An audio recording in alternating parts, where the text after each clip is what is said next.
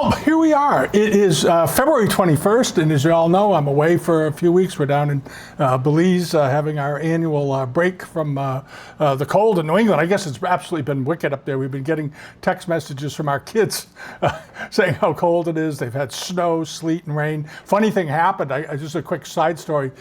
We have a brick driveway at our home, and there's a little bit of a rise to it. And I put my car in the driveway before we left, and a neighbor got a hold of my wife and said, before you left, did Peter leave his car on the road? And what happened was it snowed, some of it melted, and then we had a hard freeze. It went down to 10 or 15 degrees that night, and our driveway, the bricks got very, very slick. We have a lot of wind, as some of you know, near our home because we're on the ocean, and my car actually got pushed out of the driveway and went down the hill. No, there was no damage to anything. Ended up stuck half out on the road. So we got a neighbor to go over and told her how to get the key to the car, and she got it back in the driveway for us. So anyway, that's what's been going on. This morning here, the weather's been a little bit wild. We get these occasional heavy tropical rains here, and I want you to hear just a segment. I tried to record this video about a half an hour ago, and it got so loud in this building because of the downpours. You get these tropical downpours. They're absolutely wild. I want you to listen to this, how loud it was. The other one was the single watercolor that she did, and it's inscribed at the bottom. And that went on for about 35 minutes. Now the sun is coming out. It's going to be fine. We've had one or two periods of rain. Usually the rain comes at night here, but incidentally, between 1 and 3 in the morning, you'll wake up and the buildings here have metal roofs, and they get very, very loud because there's no insulation in them. So you hear this roar overhead because you'll get 2 or 3 inches of rain in a matter of 20 minutes. It's pretty amazing, but that's what's going on. Otherwise, it's been great down here. I did do another video, a walk around here at where we're staying at this resort, in a small resort. Yeah, I've uploaded it separately. It's playing in the background to what you're watching right now. But if you want to see the video and hear my thoughts on the place, go ahead. Tomorrow we're renting a car and we're going off for a couple of days. We're going to roam around the countryside. We'll be coming back here at night, but we're going to go down and maybe hopefully visit some friends down in the southern part of the country and take in the sights. So anyway, here we all are.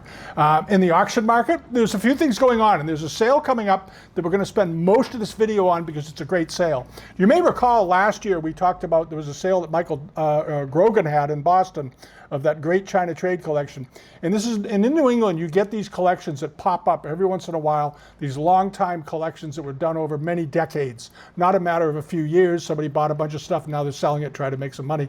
These are true collectors, people that through decades and decades collect, as we saw with the Grogan sale. Well, there's another one coming up in March, and we're going to talk about it. It's the collection of Marc Matz. And if you've been collecting for any length of time and you've been to Boston and the New England area, you know about Marc Matz. He was a very good dealer for many, many years, very scholarly guy, nice guy. I knew him a bit. I didn't know him terribly well. I knew his store. I used to go in and out and so forth. And but he had a real interest in Anglo-Indian trade, China trade, and Japanese trade, as well as American art. He has some very good portraits. But the bulk of the sale, this is about a 400 lot auction. There are some extremely rare pieces of China trade, including many, many, many paintings, and some very good China trade furniture, some very good Anglo-Indian trade portraits and drawings, some very fine Bangkrong wares, really rare ones, including a mid-drip candlestick that you're going to want to see. There's some great things. There's some really, really great things. And this is one of these opportunities to buy things you don't see on the market every day. Every once in a while we talk about these collections. Leland Little right now has a bunch of things coming up from the Yale University that was donated to them. It was a long time old collection. And this is sort of another one of those types of collections. This is from Marc Matz. It's starting to rain a little bit again. It's still sunny though outside. That's interesting. Anyway, if it gets loud, I'll turn off the mic and we'll start. We'll resume if it stops. But at any rate, I want to go through that. And just so you know, the Leland Little sale, many of you that may have registered for the sale probably already know this. The sale was postponed to next week. They had to put it off because of inclement weather there. There's been some wild weather up and down the East Coast, as many of you know, and through the Midwest. We were talking to some people that are here from the Midwest, and they said it's been very cold there this winter. A family from Indiana said, they've had real blasts. Not a lot of snow. In New England, we've had a lot of snow, but in the Midwest, it's just been mainly very, very cold. At home, since we've left, I think we've gotten 20 or 30 inches of snow, so we're not sad we missed it. The kids have been texting us from home, telling us how cold and nasty it is and hoping we're having a good time. And we are. We're having a wonderful time. All right, but let's get into some of the stuff that's happening. One of the things that happened just yesterday, this sale ended. This was the Druid sale of that very nice Kangxi plate I mentioned a few weeks ago. I just happen to like it a great deal. I like the basket pattern. I thought the colors were good. I thought the spacing was particularly good on this. Not too much decoration, not overly decorated, and it really, really worked. This worked very, very, very well. And I thought the estimate was more than reasonable, and it was 200 to 300 pounds. And the plate ended up selling for 450 pounds or $570 plus the buyer's premium. So you're up around 570, 670, about 700 and change, a little over $700 for the plate. It was a 35 centimeter plate though, so it was about 14 and a half, 15 inches wide, but a very, very nice one. Very, very nice example. And there was the tureen. And I mentioned this a couple of weeks ago because we've seen this form of tureen. These are really nice tureens. They're big, they're commodious, they hold a lot of stuff. And sometimes in the past, these have not been bringing a lot of money. But getting back into this trend we're starting to see where the China trade pieces are starting to gain a lot of traction. We saw it in the Sotheby's sale. We saw it in the sale that took place where the Hong Kong buyers, I mentioned it last week, were some of the biggest buyers. And it's because I think they're getting more interested in other areas, and it is part of their culture, it is part of their own history, and I think there's a renewed sort of appreciation in it. And this Matz sale will also, that we talked about, is also probably going to end up as being some sort of meaningful indicator for where that market is going. But at any rate, this tureen did quite well. It was estimated at 400 to 600, which I didn't think was unreasonable. Thought it could go probably over it, and it did. It went for $850 plus the premium, so it came in at around $1,100 or so. So that was a very good result, and this was at the Heinemann Freeman sale. They had a sale that closed out on the 19th of this month.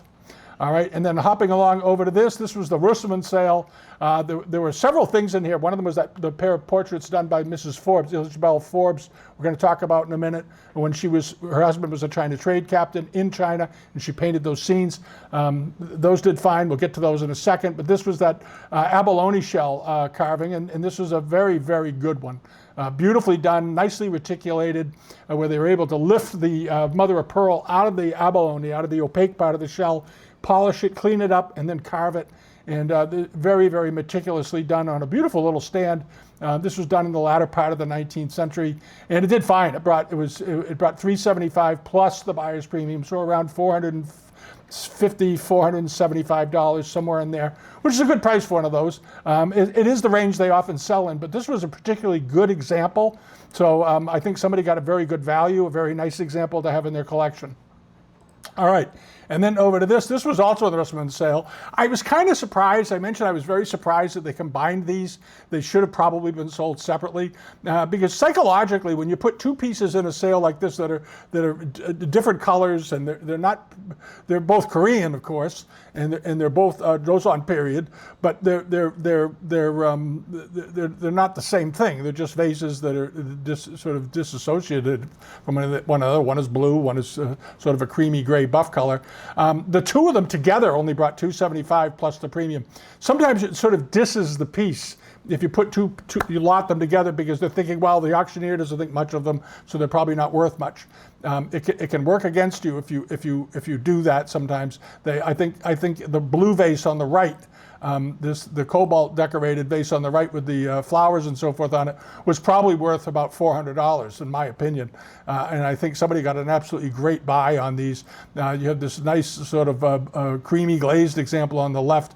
You can see the glaze was very, very thick on this with this cup form mouth. Perfectly nice provincial piece of Korean ware from the period. And the two of them combined brought around $350. That was a good buy. The big one on the left was about a little over 9 inches, and the one on the right was about 6 inches.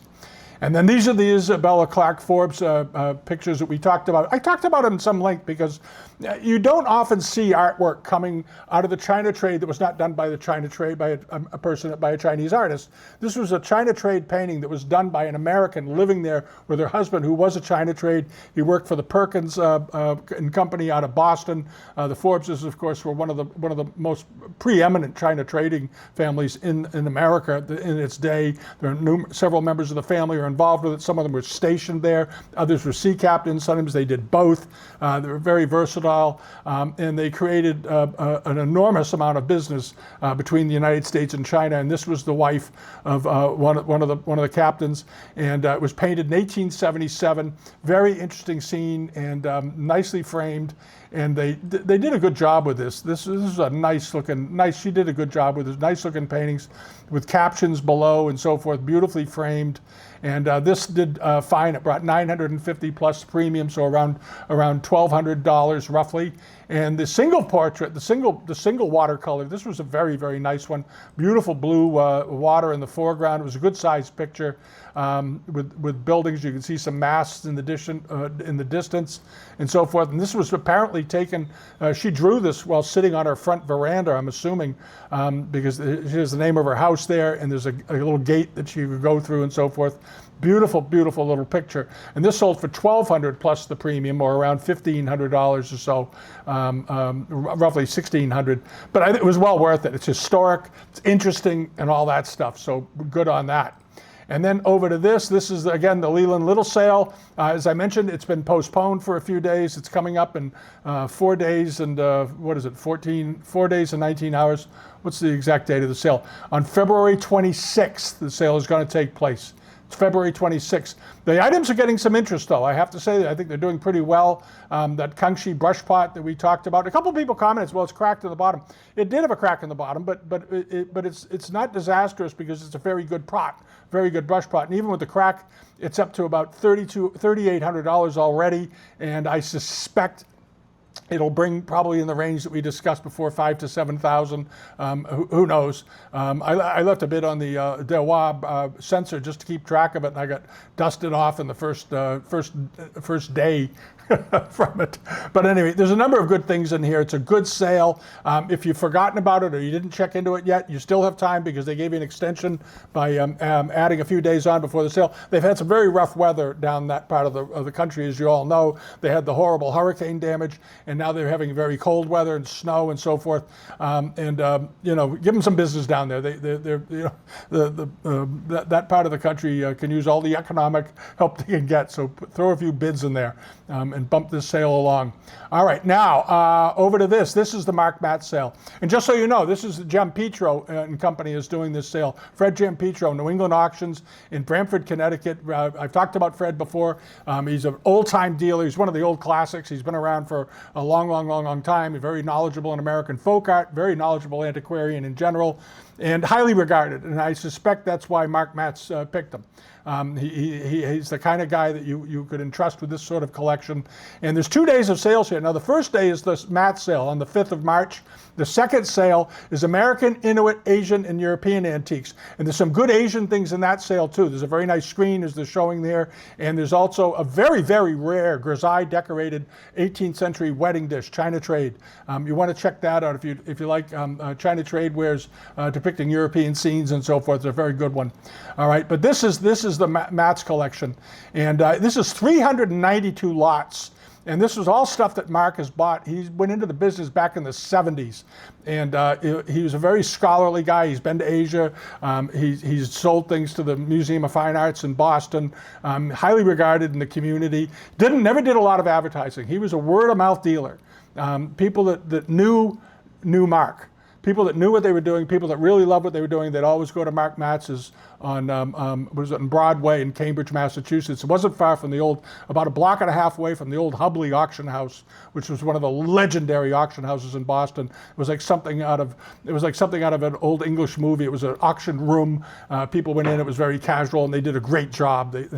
Over the years, I bought some amazing things at Hubley's because they handled a lot of the big estates in the Cambridge, Boston, Beacon Hill Hill area. They were very tied into a number of very good, Cambridge Trust Company in particular, and a few others, Fiduciary Trust in Boston, used to give a lot of good stuff to Hubley's. And Hubley's did a good job with it. And it was a lot of dealers went. That was a dealer's place. And many of us still have the old Hubley parking sticker, because you couldn't park anywhere in Cambridge. Hubley's had a special deal with the city of Cambridge where they were able to give out these yellow and black placards that you could put on the windshield of your car if you were a dealer to park on the side streets in Cambridge, because there wasn't any parking in those days. You would get a ticket instantly. But if you had a Hubley placard, you could leave it there. And of course, the dealers, of course, kept the placards, so they wouldn't have to keep going in there into Hubley's each week when they went back for an auction, and nobody cared. And it was a very interesting period of time. But Marc Matz's shop was just beyond there. He had a beautiful, beautiful shop, beautiful things, beautifully laid out. And a lot of people in the Boston, Cambridge area that were heavy collectors went to him. And this was his own collection. And you're going to see some very fine things. You have miniatures here by George Chinnery, who was the famous Western painter that went to China and painted in East India and so forth in Hong Kong. There are a bunch of very, very good miniatures in here. There's a portrait in here of a ship captain by Benjamin Trott, another well-known 18th century American painter. China trade painter rather, and you have portraits like this, very, very fine, very, very rare, and he was a British artist. A portrait miniature of the East India Company officer, and there's let's see, he died in Macau in 1852, and he was born in London in 1774. But he was a legendary painter. He was one of the great painters. Peabody Essex Museums has pictures by Chinnery and so forth. All right. And then hopping along over to, let's get this thing, scroll down a little bit. You're going to see some very good Western paintings by Thomas Sully, a famous American painter. William Lovett. There's a lot of them in here. There's the portraits, English watercolor portraits, American watercolors, portraits by Aaron Dean Fletcher. All the great portrait artists he had. There's even a George Sharples that's attributed to the artist, probably by him. He didn't always sign his work, but that was very much in the style of his work of this woman over here on the right. And going down the page, then you get into the China trade stuff. And some very, very fine examples in here. One of them is this. This is a fascinating ship. This ship was launched in Camden, Maine, as I recall. They say it was the Miriam. China trade Hong Kong circa 1879, large China trade painting of the American bark Miriam off Hong Kong, oil on canvas. The bark Miriam was from Camden, Maine.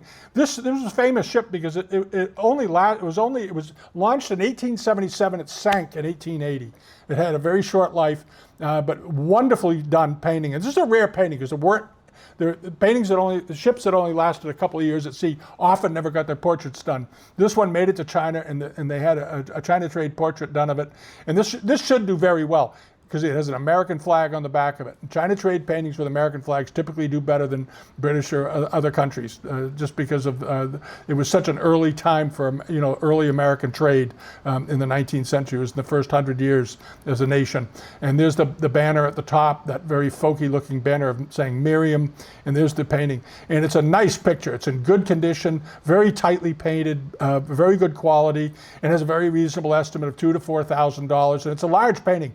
It's 25 by, the frame overall size, I guess, is 25 by 34. So it's a good size picture. If you like China trade paintings, check that out. There's another one on the right of another one coming off the Boga and Tigris forts near Canton. This one, there are numerous. There's so many paintings in here. You just have to go through them all. But there's a few exceptional ones that I want to point out as we go along here. One of them is this one. This is a reverse China trade painting on glass of the resurrection of a pious family, and this is Chinese. Just absolutely superb painting. And the glass, of course, was imported from Europe into China, and then they would paint them. The resurrection of a pious mother and her children at the last day. And this very, very lovely portrait of this beautiful woman coming out from underneath a cotton sheet or shawl of some kind blowing in the wind. Beautifully done, estimated at $2,500 to $5,000. Wonderful picture. And then there are others. This one is a scene you've seen before. This was a very popular scene the Flower Pagoda in Canton. This was a mid-19th century one, and it's one of the finest ones I've seen. This is a very good one. Maybe a year ago, we had another one of this scene, but it wasn't quite as tight as this one. This was a very, very, very nice example with people working around the property and so forth, and the pagoda in the background. And this is a watercolor on paper, very nicely done, the 9-storied pagoda. Beautiful, beautiful example. And let's close a couple of windows here. Hold on. There we go. And then down here, you have these interior scenes, genre paintings as they were known. And they have here's a genre painting, quote, of the idealized Chinese domestic scene. And we've often talked about the presentation of the idealized Chinese family. And there it is. And these beautifully soft faces and very, very detailed surroundings with beautiful furniture. One of the great things about these interior scenes is you get to see objects that they were living with at the time. And in the background, you see the giant moon gate going, it's like a moon gate, which is going through a little brook or something with a wall over it. No, that's not a wall, that's just a walkway. And then there's balustrades and so forth. You have people sitting around these marble tables, beautifully done, nice looking, a settee off to the side. And they're wearing very, very nice robes. And we can tell by the robes that these are mid-19th century paintings. Beautifully, beautifully done with the original frames. The original frames are always very nice to have. They're dating it to about 1840. All right, and then over to here, you've got several more. 3 women in a tranquil interior. You've got some in a garden scene out back, and so forth. And then hopping along over to these. These are more typical interior scenes that you've seen. This is a large one. This was, let's see, 28 by 33 inches. Wonderfully done. And very finely detailed, a man and a woman sitting with an attendant off to the side. Notice the attendant is carrying a very fine cinnabar box, and the two of them are sitting here, and they have their cups inside their cup holders. You may remember there was an auction a couple of weeks ago that had Beijing enamel cup holders. They're sort of ingot shaped with a hole in the middle. Well, here they are, that shows them holding them, having some tea, and again, wearing beautiful, beautiful Chinese robes. This is an upper class Chinese family, probably a prosperous merchant of some type, but very, very nicely done and beautifully framed. It's got a $500 frame on it. And it's estimated at $2,000 to $4,000. You could probably get there. $250 opening bid. I don't know what the reserve and the minimum situation is on the sale, so you're going to have to play that out as you go to it. But you'll notice there are many, many more under here. This is a very nice one. And all of them appear to be overall in very, very good condition. There's this one here of a woman with a child walking along on the left. She's got this beautiful fan, and just sort of a very lovely scene, beautifully done. Estimated at $1,000 to $2,000 with a $100 opening bid. And then hopping down the page more, there's this. Now these are very unusual. This is a series. There's 3 of them here of Chinese furniture, and I like them a lot. I really, really like these.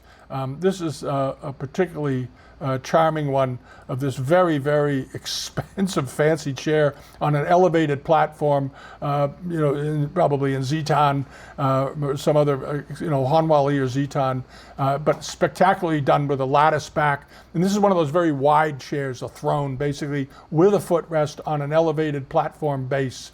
And this was done around 1800, 1805, they're dating it, which is about right. $750 to $1,500. And these are pretty good size. And these are on Whatman paper.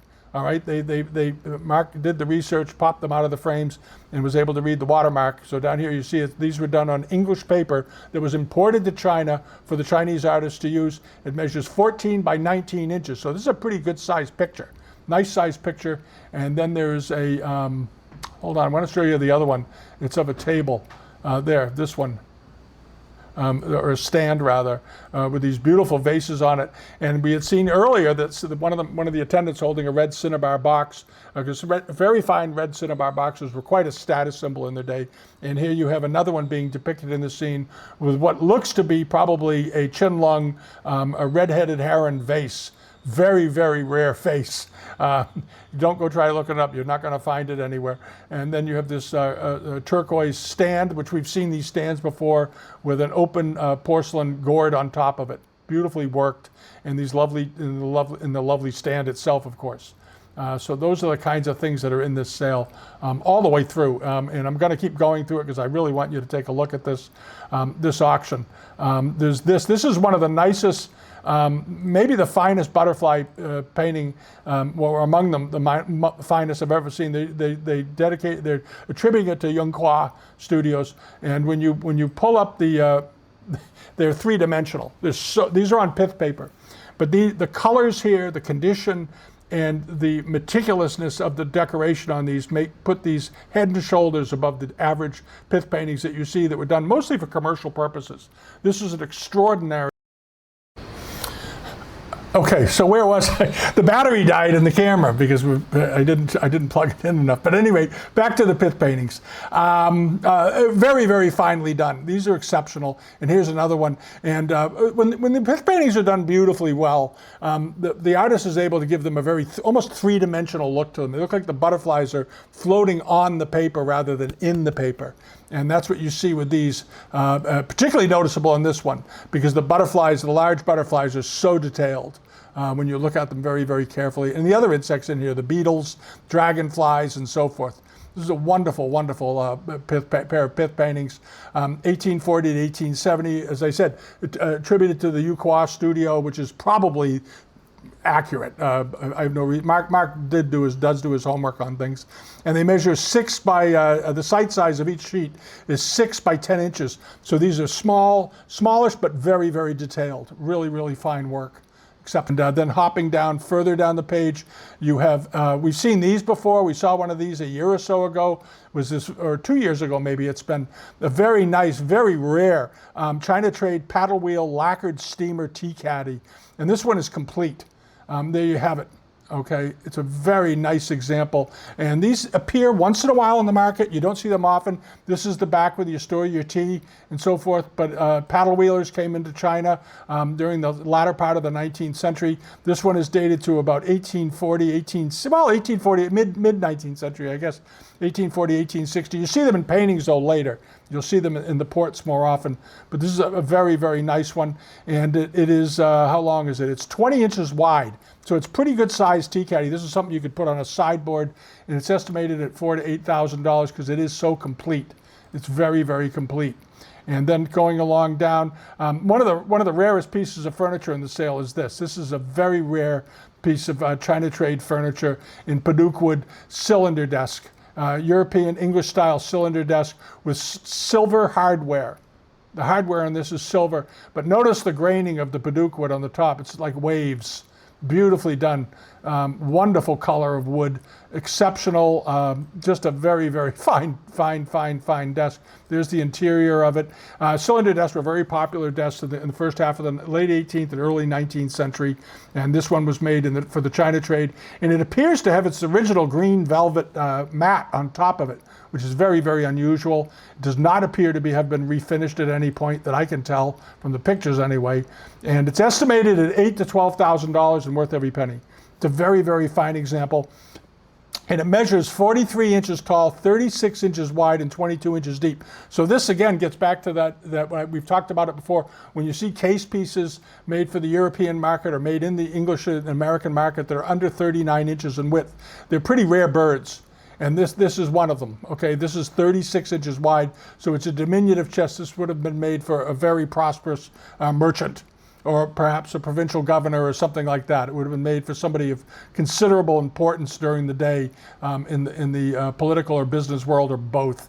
All right, and then down below you have lots of chairs. There's an extraordinary China Trade carved rosewood armchair we're going to talk about. But before we do, I want to show you this. This is a tea caddy depicting the China Trade tea process. You have this beautifully done. In this box, if you like tea caddies, if you want to get interested in collecting China Trade tea caddies, this is an exceptional one. It is in beautiful, beautiful condition. It has just a couple of minor little lacquer separations here and there around the corners. It's trivial. But what's interesting about it is that its depiction of a tea being brought through the port, getting ready to be exported and being processed and so forth. And this is a very unusual subject matter. there they are hauling the tea crates. All right, and it was done in the mid-19th century, and it is complete. There's the interior of it. It's got the very typical these sort of plant-like devices. They look like shapes of wheat coming up the sides and so forth. Very, very nice box. Estimated at 2 to 4 with a $400 opening bid. All right, and then going down here, I'm going to close some. I've got too many windows open here. Bandwidth down here is a little bit of a problem at times. At any rate, then you come down here, you have this very fine neoclassical carved China trade settee. The Peabody Essex Museum has these. These are very rare. They do not turn up often. It's had a couple of minor repairs and so forth because of the joints and the construction. These are inherently not terribly strong pieces of furniture because of all the angles and the height. Notice the very fine feet that it rests up on, but they're absolutely beautiful, very, very elegant, and so forth. A lovely, lovely settee. And then slipping down back over to this is this amazing carved chair. If you've ever wanted to own an over-the-top mid-19th century carved Chinese chair, this is it. Absolutely amazing looking, beautifully upholstered, by the way. It has the correct upholstery on it, but the reticulated back on it at the top, I think there's a detail shot of it. I want to show you this. It's amazing. There, all that work, beautiful, unbelievably carved, unbelievably polished, perfectly balanced left to right, just absolutely symmetrical.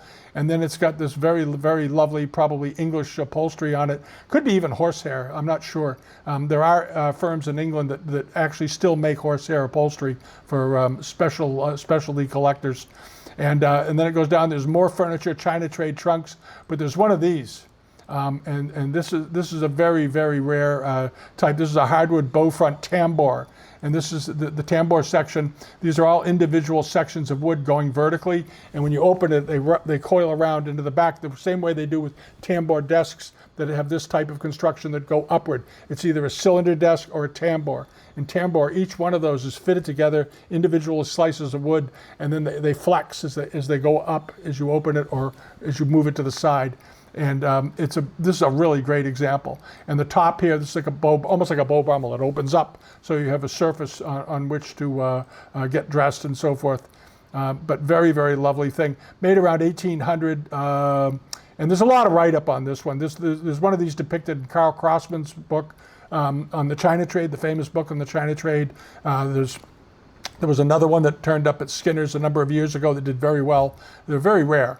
All right, and then going down here, we get into some of the porcelain, some of the more typical rose canton and things, but nice examples, and a very nice rosewood table. And you're only at the bottom of page 1.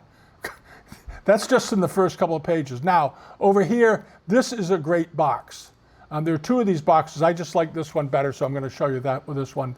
It's a China trade silver gilt filigree box made around the mid-18th century. Unbelievable quality, stupendous, and it appears to be in great condition. But these are lovely, lovely table boxes. They took an enormous amount of work to make.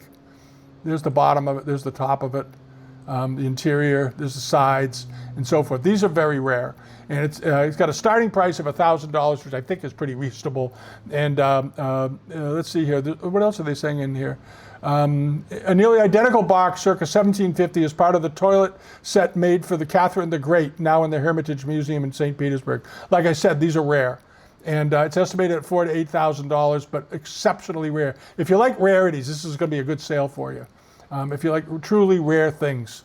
And then there's a lot of silver in here, a lot of Chinese silver, there's some Japanese silver, and there's some Anglo-Indian silver as well. There's an amazing filigree vase in here. There's this is very good. It's an eyeglass case, and it's mother of pearl with silver. Or it looks, yeah, assuming, yeah, it's silver. Because sometimes they did them in Pactong, but beautifully done mother of pearl. And it appears to be in outstanding condition, all the way down with this very meticulous scene carved into it. There's the back of it. Here it is open. There's this angle shot of it. Wonderful, wonderful box. And this probably dates to about the mid-19th century when they did a lot of these. You see a lot of mother of pearl gaming chips. We've put them on the weekly eBay pages whenever they turn up. Mr. O'Neill over in the UK often has very nice examples, and I highly recommend it as an area of collecting. It's a fun category, and he's a good reliable source of them. Just as an aside, any rate, lots of silver, lots of China trade silver, colonial Indian silver over here. This tankard. Very, very nice. This is an overwhelming sale. It really, really is. Colonial Indian silver handled, covered cup with French colonial history, Maker's Mark, Twentyman and Company, Calcutta, 1820 to 1840. Beautifully done silver work. All right, now we're going to close it up a little bit more here. We're almost getting to I don't know how far you want me to go with this sale, because it just goes on and on. Then you have Japanese lacquer boxes, lots of Japanese lacquer. There's some very, very fine examples. There's a knife box on the end. This is a very good one, actually. We talked about Japanese lacquer knife boxes before. We had the vase form a few weeks ago we were talking about that was in a sale. This is one that's done in this beautiful brown lacquer with gilt flowers and birds on it. It appears to be in very, very nice condition. A couple of little bumps here and there. Estimated at $1,500 to $3,000 with a $500 opening bid. And then there's these table boxes here in the middle. These are often they call these traveling desks because they open up to create a writing surface. But very elegant, quite subdued, but very Japanese. Wonderful, wonderful boxes. And these you do not see very often. If you're looking at this saying, why haven't I seen a lot of these? It's because there aren't a lot of them around. And Marc somehow managed to accumulate several of them, which is quite a trick. And then you go down here, you've got Japanese lacquer tables, and then iron tetsubes, high relief work iron tetsubes. These are not the typical iron teapots that you see. These are ones that were done for artistic expressions, and they're all estimated at $500 to $1,000, $400 to $600, but very unusual and fantastic detail. This one is this one with the this is the one that has the buildings on the side. It's like the side of a cliff. And you have these wonderful buildings going around it and this big handle. The handles on them are all often very, very similar, but the bodies vary wildly how they did them. And this is a very, very nice one. It's got landscape scenes with sheds and cottages and little studios on it and so forth. Very attractive. And then there's a bunch of them. Then we have some Japanese ceramics, and then you get into the Anglo-Indian portraits, paintings, the Taj Mahal, of course, Indian company school paintings, portraits of Indian officers, not English officers in India, Indian officers, members of the Raj, and so forth. And then you have this. Now, there's one thing in here that's absolutely stunning. If you live in the Connecticut area and you want to buy this, you may get an upper hand on it because it's an enormous table. This is a heavy table. This is a colonial Indian mahogany and marble top center table. It measures 5 feet wide. This is not a small taboret or a little table. This is a big table, 5 feet in diameter with this spectacular marble top. And the reason I'm saying that is if you live in the area, you're going to be able to afford to ship it, because the shipping on this was going to be very high. Even in the listing, they say you're going to need 3 or 4 people just to move the top. All right, this is going to be a project, but look at the quality of that marble. Absolutely stupendous. It looks like a Chinese painting, an ink painting to me. The mountains in the back, going off. If they turned it a little bit more, it would look more like that. But beautifully, beautiful done table, and a spectacular base. All right, with acanthus leaves and so forth going around the bottom. Here it is, and it looks like it's untouched pretty much. Estimated at $4,000 to $8,000. It's 32 inches in height. It's exactly the right height for a table. Great looking thing. And then you have 4 of these rosewood and rattan armchairs. Very classic. And these have always been in demand. They actually reproduce these today. These are originals done around 1810, 1820, but fantastic quality. And done like have Sheraton legs on them, reeded and so forth. And it shows the English influence, of course, in furniture design in India at the time. But beautifully done, wonderful color, and very, very rare. You don't see them, a set of 4 of them very often. And then there's a single armchair here that's it's sort of it's even a fancier one than the other 4. The other 4 are great. And this one is even fancier still, with all the extra carving on the arms and so forth. all the way down to, again, down to the legs. The legs appear to have their full height on them as well. And then this very finely done backsplat. All right. And you just keep going down. There's an Anglo-Indian brass-mounted chest. There's another couple of those chairs. There's two more of those, there's stuff everywhere in here. This is such a good auction. And then hopping along, hold on a second. There we go. More furniture over here, traveling table boxes. Indian, there's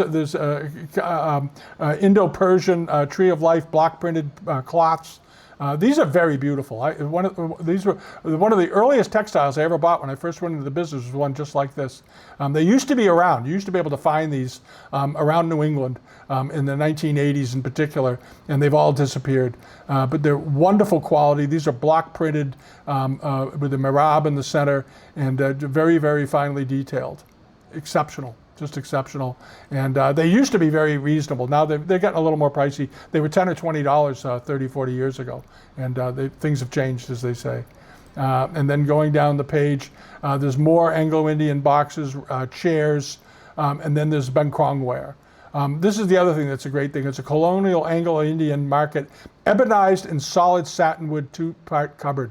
And I think the estimate on this seems very reasonable, particularly low. I think this is a great piece of furniture. Beautifully done, striking color, with this very, very fine satinwood colors on the panels, and nicely carved and articulated all around. And if you pull it, there's the interior. There it is. And look at the workmanship. That's beautiful. The finish on these is so exceptional. Just so very exceptional. And it measures 78 inches tall, so it's a pretty big desk. But if you want a great looking piece of furniture for a library or to put in your home, this is it. This is a beast. And I think the estimate is peanuts. I'll be surprised if it sells for that little money. And it was made in Sri Lanka around 1840, colonial Anglo-Indian market, but very, very rare, very rare. And then popping along, then we get into the Benkrong wares. There's some very, very fine examples. You have this Lai Nam Thong porcelain bowl. There's some tea sets in here. Here are there are two, to me, the two rarest pieces in here are this and this. One of them is a snuff bottle. And when was the last time you saw a Benkrong snuff bottle? Well, you don't see them, but this is one. If you're a snuff bottle collector, pay attention. This is a very, very, very rare bottle, exceedingly rare, because they just didn't make them. That's you see Benkrong bowls all the time, Benkrong plates all the time. You do not see Benkrong snuff bottles very often. It's estimated at just $500 to $1,000. Very reasonable. And then you have this. These are really rare. Mid-drip Benkrong porcelain candlesticks. I think there's a famous pair of these in the Thai Museum. These are very, very, very unusual. And again, something you're not going to see again for a long time. I know that Marc was over that part of the world for a time. He used to travel over there. He loved that part of the world. And he may have been able to acquire these while he was there 20 or 30 years ago. But today you won't find these over there outside of institutions. In collections. They're estimated at $5,000 to $10,000 in worth every penny, I think. If you're a true fan of Benkrong, boy, those are rare birds. And this is the kind of collection it is. It's great. As I said when I said at the introduction, this is a great collection. This is why I said it. It is a great collection. It's a very good collection. There's more Benkrong wares. There's Totzes, little like bulb trays, jardinières, covered boxes, and so forth. And then you get into some very rare. Now this is interesting. These kinds of square Canton jars turn up all the time as reproductions. These are the originals. They were made around 1800, 1810, I think, typically done in Canton pattern. They're not a pair. They're similar. They have slightly different tops on them. The wood lids and wood bases are not original, obviously, but the workmanship on these is very, very good.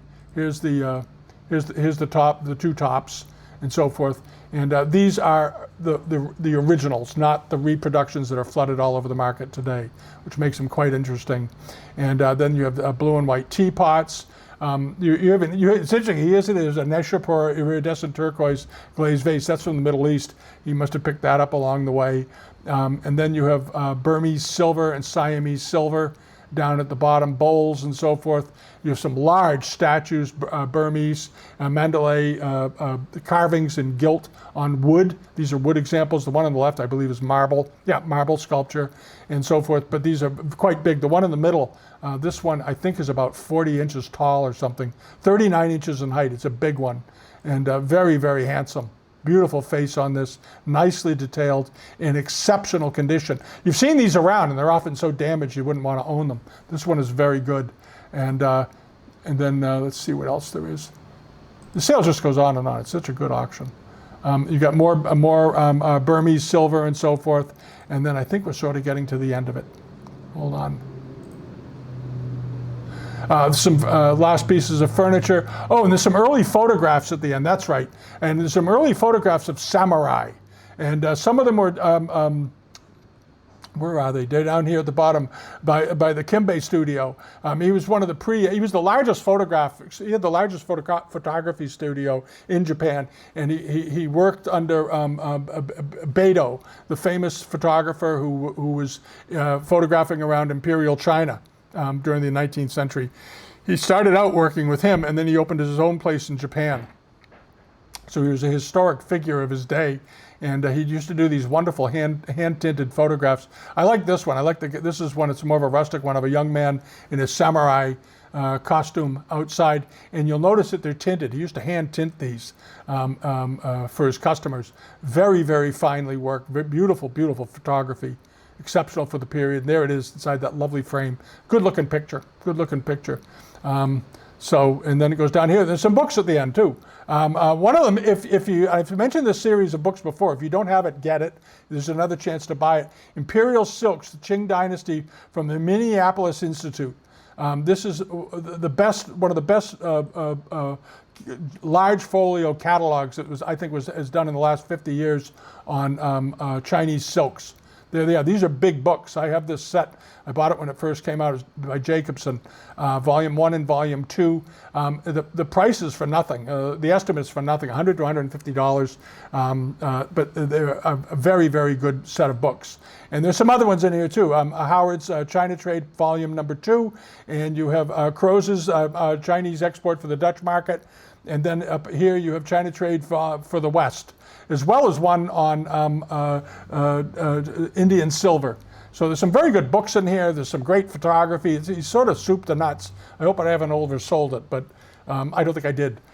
This is a chance to buy things that you will not see in one place again for a long time. That's all there is to it.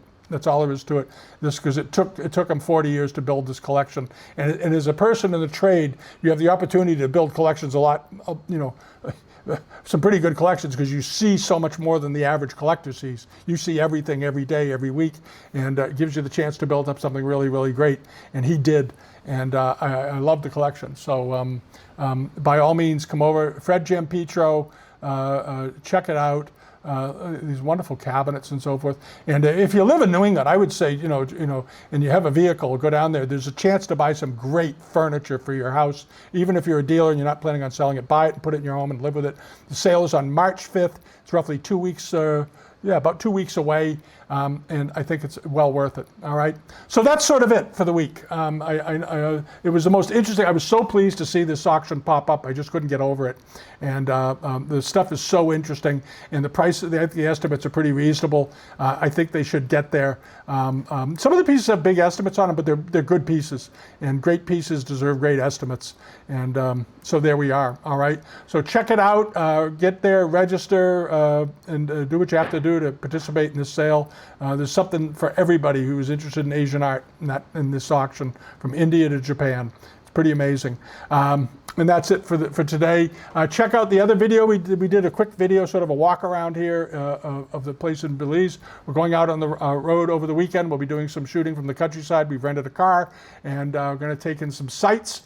And we'll be back again next week. All right. Thank you for watching. Subscribe, as they say. If you haven't already, leave a comment. And we'll see you all again soon. Okay. Bye-bye.